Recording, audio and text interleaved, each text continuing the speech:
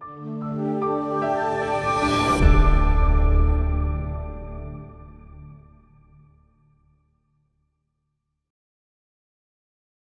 right, everyone. I'm so excited to have you all here. As I just dropped in the chat, would love for you all to just drop a quick line letting me know where you're from, what school you're with, and what your role is at your school. Really excited to be here. We've got a lot we want to cover in a little bit of time. And I know that for anyone who's here because we wanted to explore this idea of tangible equity, I hope and really encourage you to be as selfish as humanly possible today. Really think about this within your context, within your space, to precisely what it is you need. I'm Colin Seal. I'm a math teacher who decided to go to law school at night like a psycho. Would not recommend that. But in this process of teaching during the day and going to law school at night, I realized that there was something about the way we could light kids on fire around angles of fairness and justice. And when I'm talking about tangible equity, I hope you could figure out a part of how that fire can really line in to make an equity actionable at that classroom level. So a couple of things. In today's 45-minute session, we're going to be hitting a lot of different topics. For those of you all that love to follow along on social media, I strongly encourage you to follow me at Colin E. Seal on Twitter. If you're more of an Instagram kind of person, you can follow me at Colin Seal. The middle initial actually is a big deal because my little brother is also named Colin Seal. Clearly, my father had a lot of issues. But that aside, I'm trying to welcome you all to the chat because we're going to be doing a lot in today's chat area, okay? Know that you can dig deeper in any of the constructs we talk about today in the Thinking Like a Lawyer book. If you want to join my mailing list to follow up, you could also text the word think to 66866. And I really want to push you all. If you have any questions, feel free to drop them in the chat at any point. You want to email me, you can email me at colin@thinklaw.us. I know equity conversations can sometimes get a little bit touchy and folks might not want to make everything super public. Please know that I'm very responsive and I care very deeply about helping. I'm the past president of the Charter School Association of Nevada. I've only worked at charter schools during my classroom career, and I really want to make sure I'm digging in very deep with you all today because I'm talking about equity. Yet, when you look at my work, a lot of what I focus on over the last 6 years has been this idea of critical thinking as a revolution in education. Whether we're doing workshops with educators, workshops with families, because we know families have a lot of inherent critical thinking skills that they can use to nurture critical thinking at home, that they don't always recognize are assets, but they often are. We've really attacked critical thinking even from that angle of fairness and justice, right? Like we're using real life cases in upper grades, but as early as kindergarten, we're using fairy tales and nursery rhymes. Because if you think about it, Goldilocks is a pretty shady character. She's out here breaking and entering. She's violating kids' porch. She's all up in their beds talking about this bed is too hard, this bed is too soft. It's not even your bed. On the other hand, why is Goldilocks in the forest? Where are her parents? How does she feel if she's like knocking on the door of some bear's house? How tired is she? How hungry is she? So we can get those different perspectives going earlier on. Maybe we're getting closer to why I'm saying this is about equity, critical thinking and equity tied together. Well, what about giving families more resources to do this work? That's a part of it as well. But one thing I want to think about, and this has been the big question that I have, I can look at my own family. This is my daughter, Rose, my son, Oliver. They're 8 and 5 years old. This is before the pandemic. This is during the pandemic. And I can see so much magic in them. I can see an unlimited kind of future in them. And there's something about the way I see them that also imparts a part of the mindset that I want you to walk away today with when I talk about tangible equity. And as you're sharing, as I'm sharing my spaces, my story, we'd love for you all to do the same. If you don't mind tagging and sharing what you're learning, using the conference hashtag, tagging myself. I just like to be able to go back on social media afterwards and see kind of how y'all learning today. But here's a big question I want to ask to frame today's discussion. We've got school systems, we've got charter schools, we've got charter networks that have cared very deeply about equity issues for a long time. We've got some that are a little bit newer to the game, but in any case, we got educators that are hardcore. I'm not talking about the ones who are still iffy, who are still trying to bring on a boat. I'm talking about people who are like captains of the ship. In their hearts, they go hard for equity. They go hard for all these different issues that we know really matter in our classrooms for our kids. But help me understand something. In the chat, I want to really hear from you. Why is it that even when we've got an educator who cares so deeply in their heart about equity issues or in their mind, has done all the book studies, why is there still so often this gap between that belief in my heart and what's actually happening in terms of inequitable academic outcomes, in terms of inequitable disciplinary consequences? What is the funk? Why is there this gap between what I believe and what's actually happening? Do all this work on mindset and we still see the same level of funk? If you got ideas, drop it in the chat. Why do we see this gap? This is the Family Feud game, but none of y'all gonna be that fifth family member that's always saying nonsense, right? Trust yourselves. What could possibly be going on here that's creating this challenge? Well, some people say, well, there's like so many systemic issues that it feels like what I do in the classroom doesn't really matter all that much. I can feel that. There's the idea that implementation is the whole bulk of the game, but we're skipping that most of that. We do the workshop, we do the training, we do the book study, we do the committee, we do the work group, but I don't know what I'm supposed to do. Stephanie's comment about a lack of resources, be it time, be it actual, like, who's really giving me the nitty-gritty tools to do this? There's only so many hours in a day. And y'all might not know this. This is actually something that's been more viral than COVID. And I'm sure every single one of you have been afflicted with this. It's called one more thing syndrome. Have y'all been afflicted with one more thing syndrome at some point during this pandemic? That one more thing syndrome, if y'all give me one more thing, I'm going to start flipping desks. I'm going to stage a coup. So when we start looking at this idea of whether it's a fear of parent pushback, whether it's that like systemic feel, that systemic feel where, like, you know what I call it? I call it like the paper straw problem. Paper straws are disgusting and they are gross and I hate them. But what I hate even more is the feeling that, oh, drink it on the paper straw. But that big old factory over there polluting the environment, all those toxins going into the air. That factory over there is pouring toxic waste into the drinking water. And I got this paper straw. It feels like it can't possibly be enough. We've got diversity challenges. We got all these things happening where it feels like somehow it can't possibly be enough. But maybe there's something more that we can do. Maybe there's something more that we can do. And again, just allow me to take it personal for a second. When I go back and I look at my growing up in Brooklyn, New York, okay? I grew up very much like the kid that we still struggle to reach today.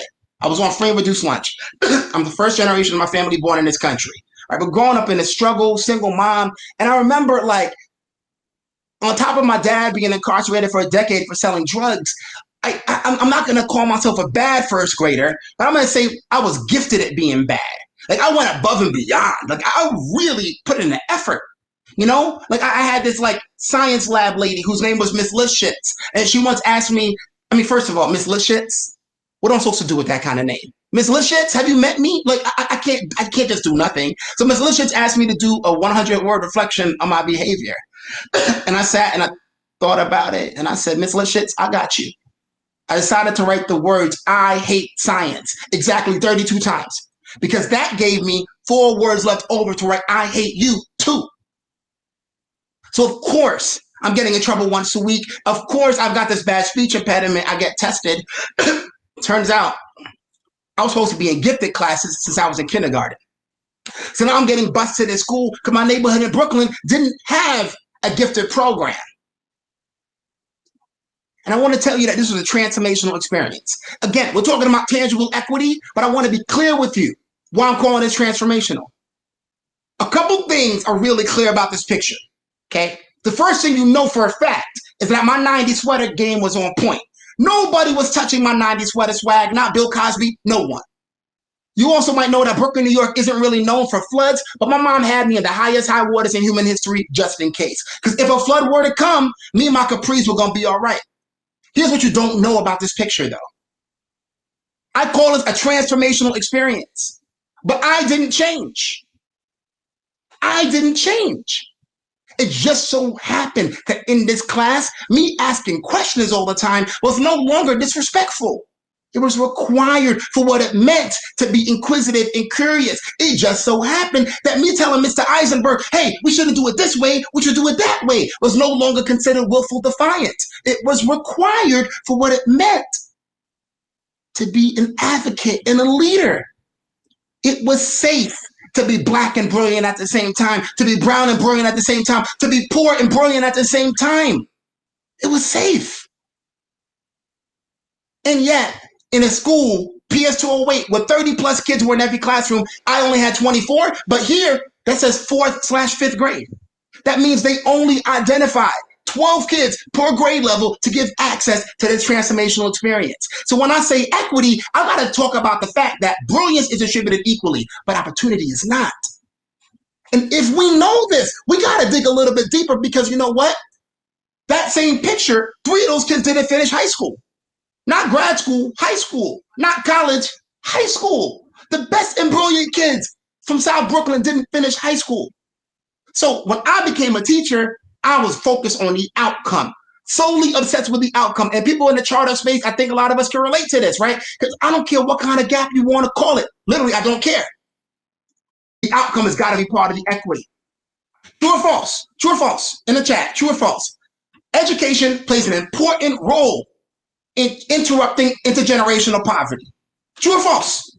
Education plays an important role in interrupting intergenerational poverty. I don't think any of y'all will be here if y'all don't believe that that was true. But if you think it's true, doesn't that mean you got to look in your classroom and see, oh, there's a doctor, there's a lawyer, there's a nurse, there's an engineer, there's a future educator? And what does that mean? They got to pass tests.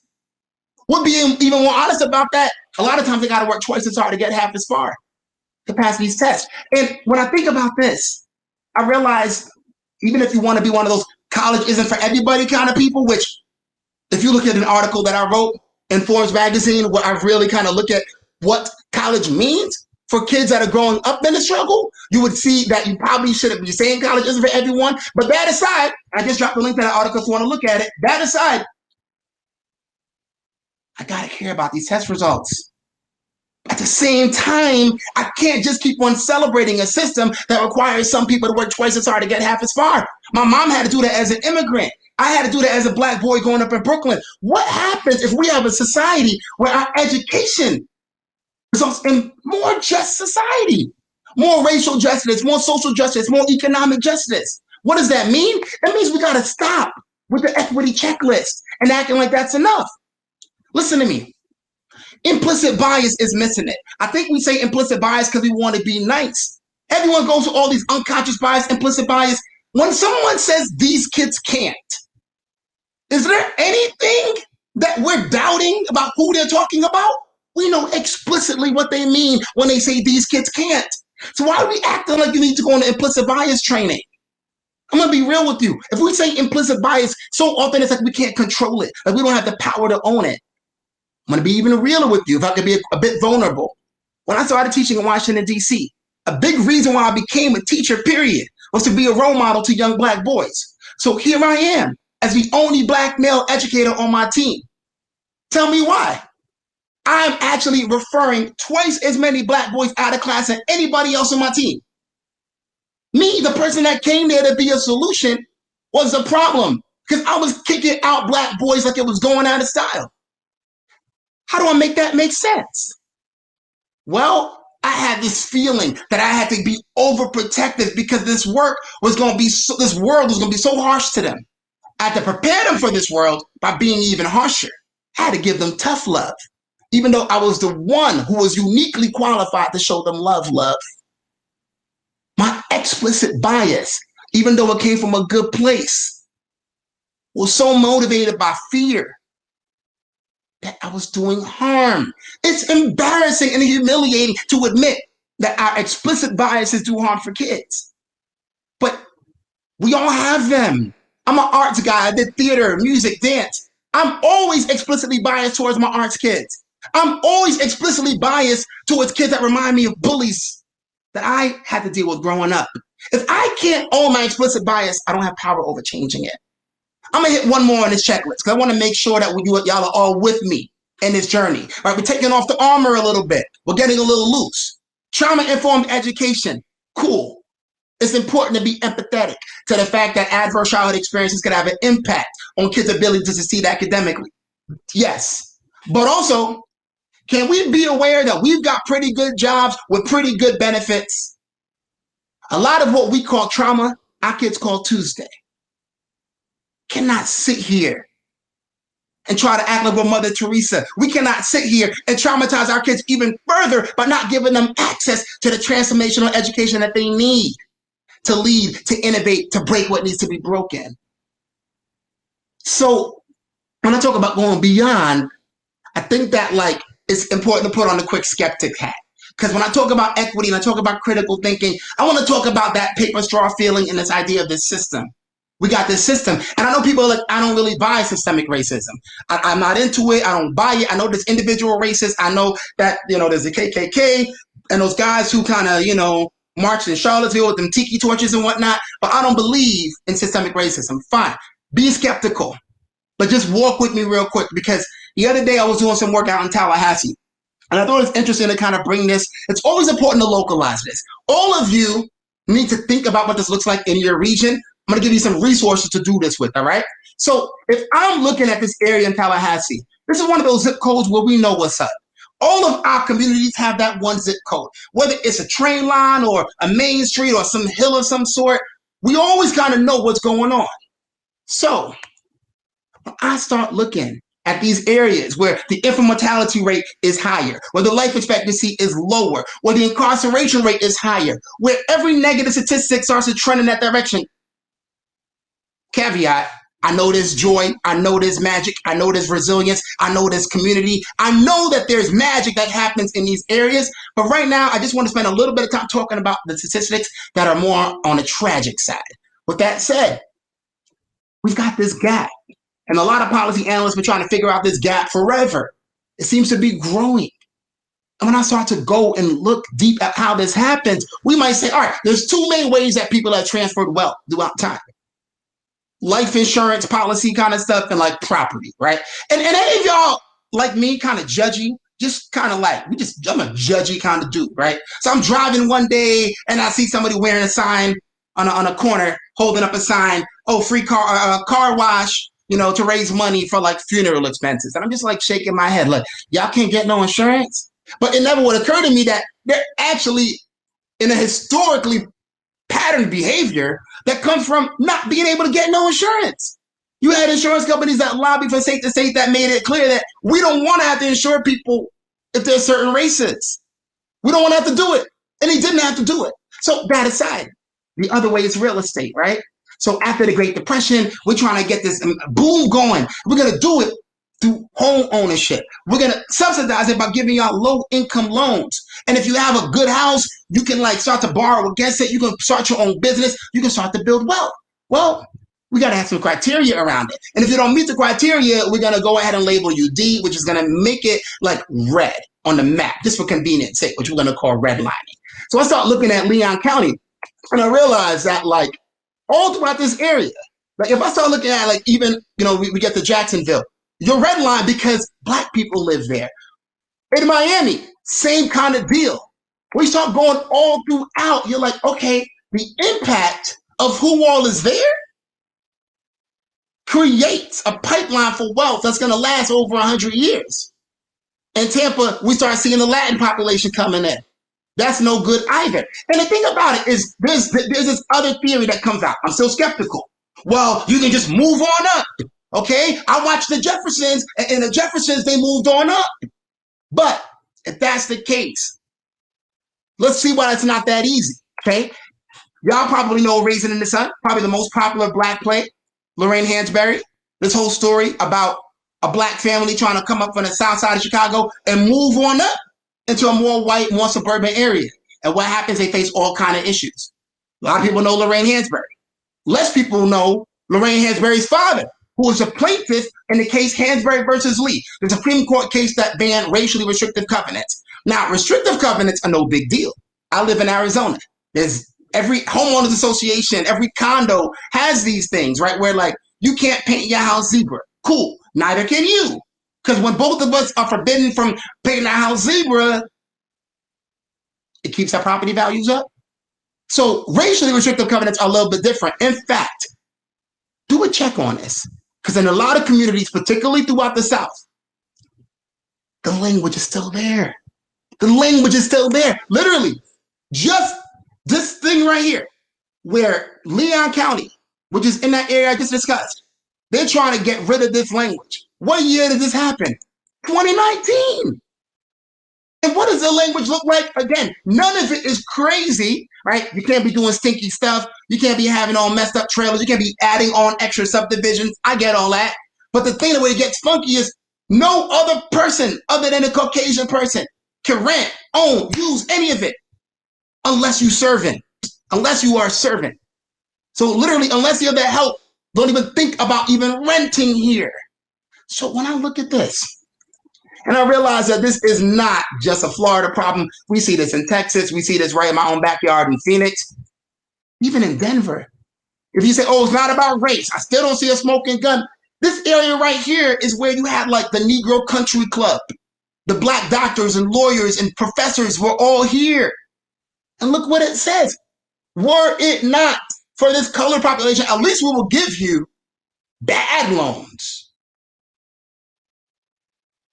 We all know in these same communities today, people that have lived there forever and couldn't accumulate wealth are now being pushed out because of gentrification.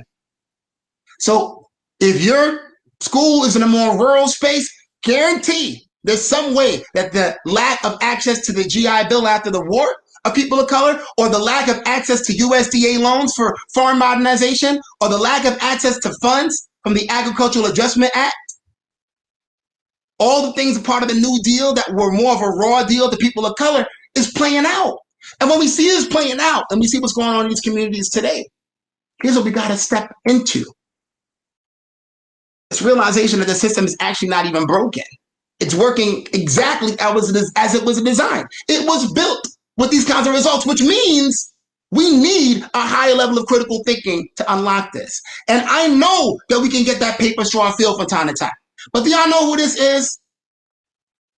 Of course y'all do, because Brooklyn is important, and this is Brooklyn's finest, right?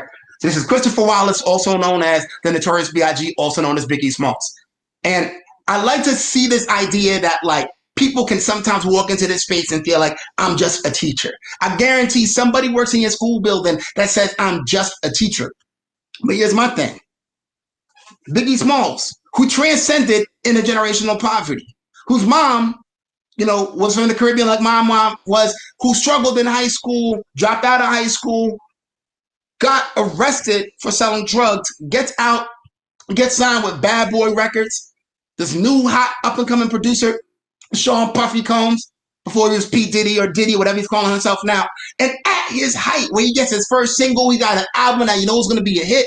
He's got a hit single. Who does he dedicate his first hit single to? That song, Juicy. What's the very first thing he does? He dedicated to his teachers who told him he'll never amount to nothing. So I don't ever want to hear anyone saying they're just a teacher. Because as a teacher, you got the power to unlock magic. You got the power to crush young souls. When I start looking deeper at this, I want y'all to think about in the chat, what's one thing where you got unequivocal power? With no questions asked, you got the power to do this no matter what. I can tell you, I had the power to ask my kids how they were doing and care about the answer. I had the power to think about how I was going to react when kids gave me a different kind of energy. I had the power to set up my classroom environment in a way that reflected them. There's all these ways that I don't have to check with no administrator. I don't got to get no special approval. And in charter school spaces, we're uniquely situated to realize our power to make equity real within my level. So when I think about this power, I got to recognize that part of it is discomfort. If you're doing equity work and you're not expecting some sort of waves, man, that can't be equity work. It can't be comfortable. And again, a vulnerable moment. I'm so embarrassed because when I was in my second year teaching, there was a lead teacher on my team who kind of had semi-authority over me. And it was a kid I worked very close with. He had a really bad stutter and got teased for it all the time. His mom was an alcoholic. He took care of his little brother. And And he was trying really hard academically. He was way behind, but I worked with him every morning. He was making all these gains. One day he walks through the hallway and the teacher, my lead teacher, yells at him to pick up his pants because his pants were sagging. And as he walks around, and I was like having a meeting with her, and we're just doing a quick little hall duty thing. And as he walks away, she says out loud, "That kid is on my shit list." And like I told her, like, hey, you know what? Like, that's not okay to say that. You need to kind of know what he's been through and what he's going through. He needs a support. He's only a kid. You can't just say that about a kid. Actually, I said none of that. I said nothing. I said absolutely nothing because I was scared.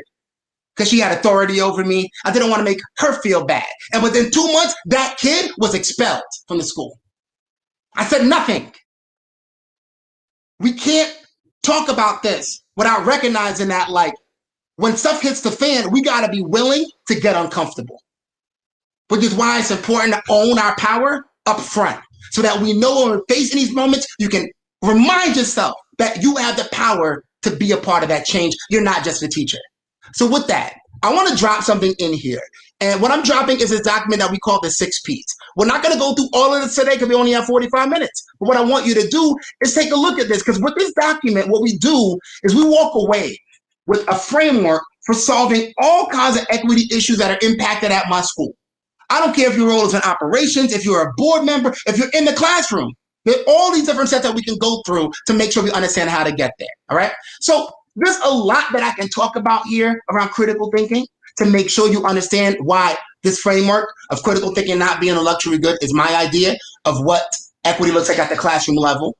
We know we have a need for critical thinkers. We know more than ever the way our systems of government work are basically dependent on our ability to think critically. So I don't really understand why we treat it like a luxury good. Part of it is we struggle to even answer the question about what critical thinking even is. A lot of us would talk about critical thinking as a set of skills, but we go deeper, it's actually more than just skills. It's the mindsets and habits you need to apply these skills throughout life, throughout academics, throughout career. And I think y'all know the difference between skills and dispositions, because true or false, you know at least one person who's unquestionably brilliant, but finds a way to do the dumbest stuff you ever heard of on a regular basis. True or false? Do y'all know that person who's brilliant, but does the dumbest stuff on the regular? If y'all not saying true, you might be that person. Just throwing it out there.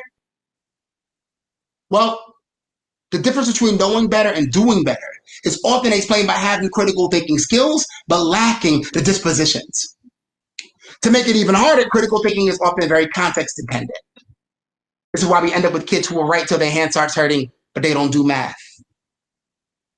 Right? But our kids need to be able to be more flexible, more agile, more adaptable. So I used to stop there. And then I realized there's more to it. There's more to it. And I'll give you a quick story. This is from the Thinking Like a Lawyer book. My daughter Rose, man, I'm doing dishes and she's 6 years old.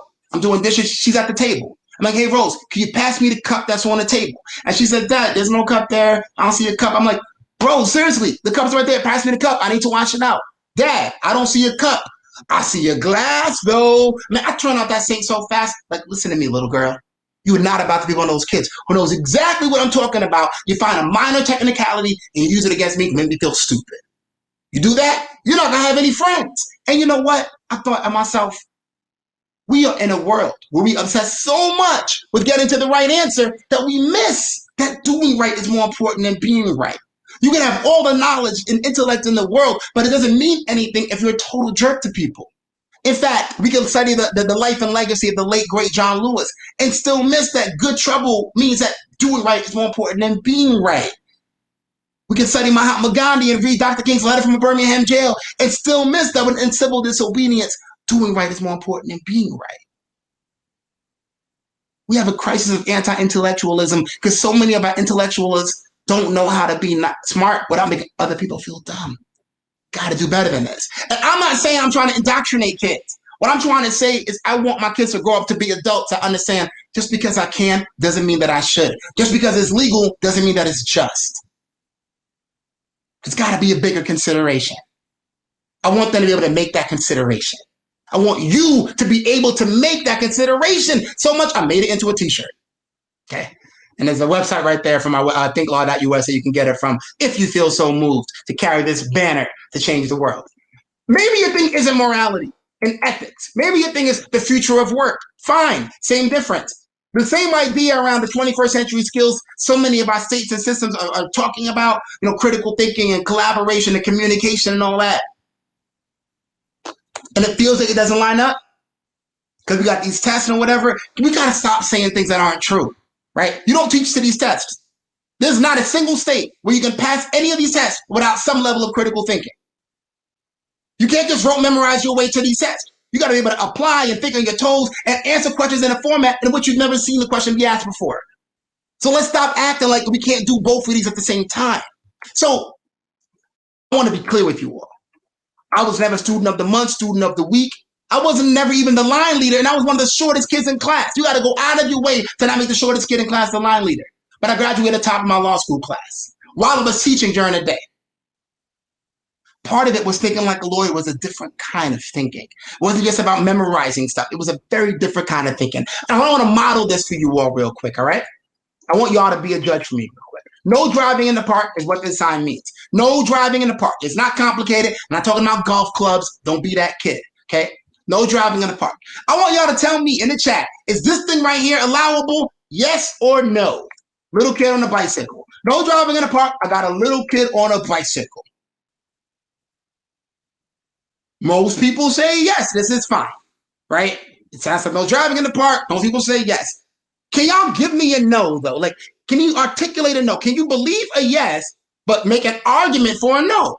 Because if I don't necessarily believe in something, but I can at least try to make an argument on the other side, that allows me to flex my thinking a little bit. That allows me to show that I've got the critical thinking skills to be able to kind of go back and forth on things.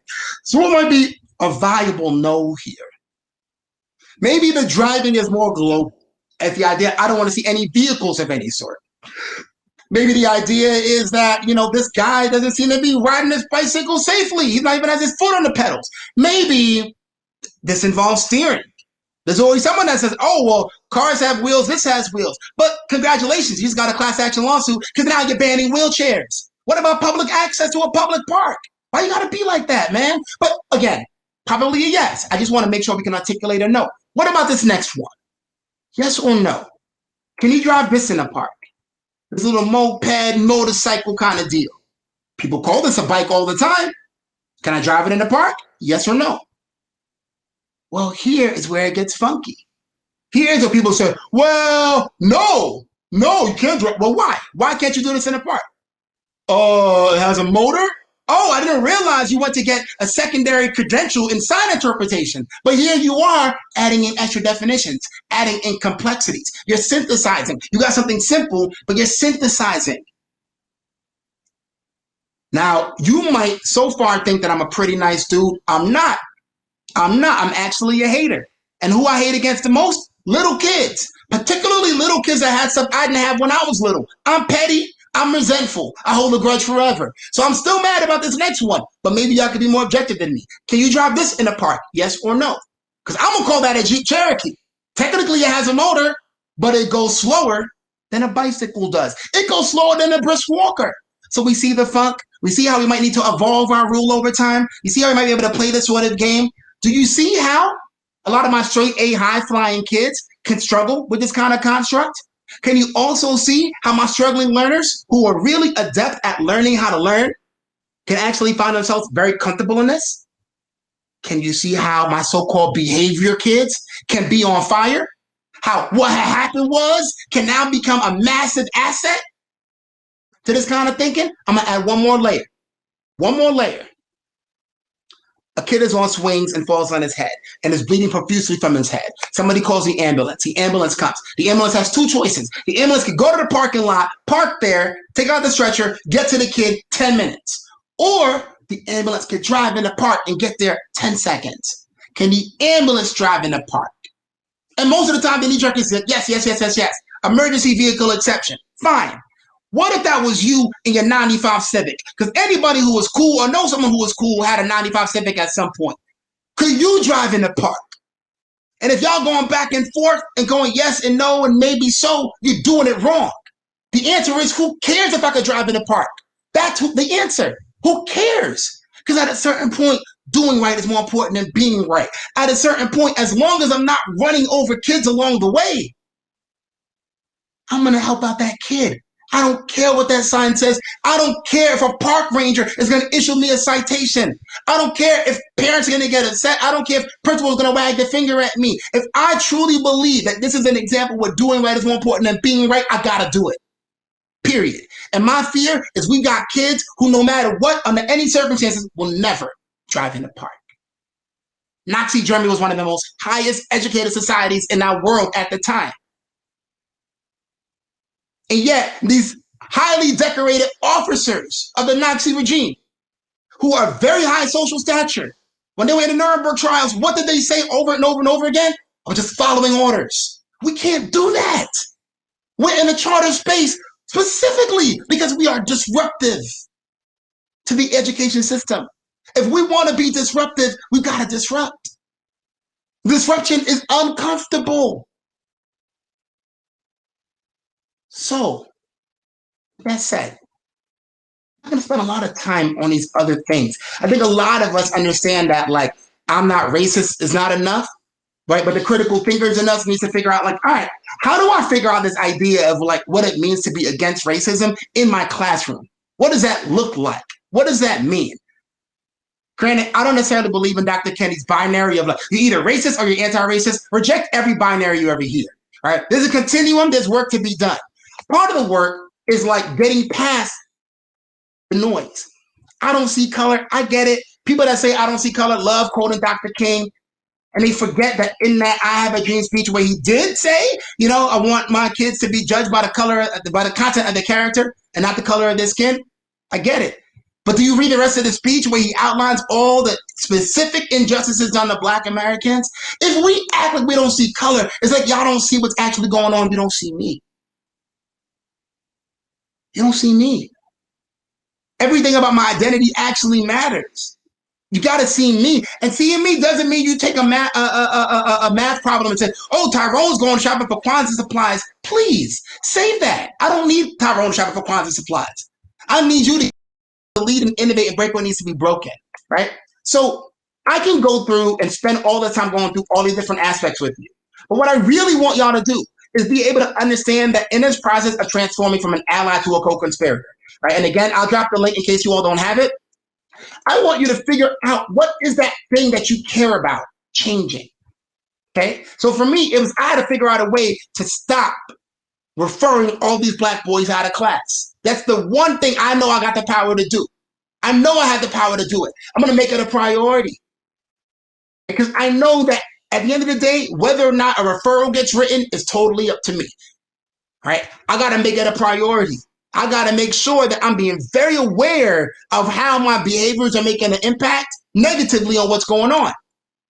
I'm going to think about the problems in advance. I know that I don't want to come off as soft on discipline. I know that I don't want to get low marks on my teacher evaluation because I've got poor classroom management. I don't want parents to complain that my classroom was too chaotic. I got to name these things and figure out how I'm going to make this work without sabotaging what I know needs to happen. So those are the 3 out of the 6 that we're talking about.